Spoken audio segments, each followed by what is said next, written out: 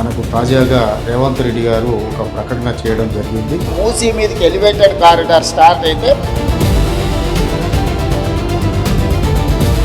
Ramoji film city దగ్గర ఉన్న గౌరెల్లి వరకు ఈరోజు మనం ఎలివేటెడ్ కారిడార్ వేసుకుంటున్నాం అధ్యక్ష.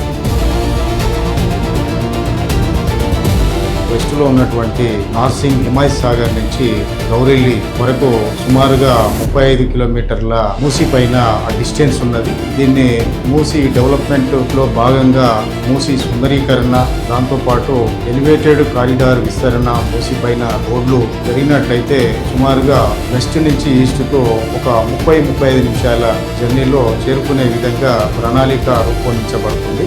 ఈ మధ్యలో నుంచి వెళ్తే 35 కిలోమీటర్లనే మనము నార్సింగ్ నుంచి గౌరెల్లి వరకు 40 కిలోమీటర్లు ప్రయాణం చేస్తే ఎలివేటెడ్ కారిడార్లో మనం చేరుకుంటాం అధ్యక్ష.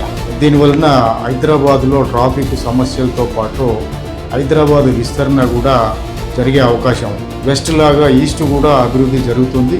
తర్వాత హైదరాబాద్లో ట్రాఫిక్ అనేది నియంత్రణలోకి వస్తుంది. ఈ విధంగా మూసీ పైన ఎలివేటెడ్ కారిడార్ కనుక కంప్లీట్ అయినట్లయితే హైదరాబాద్ను మనం అత్యంత అద్భుతంగా చూడొచ్చు.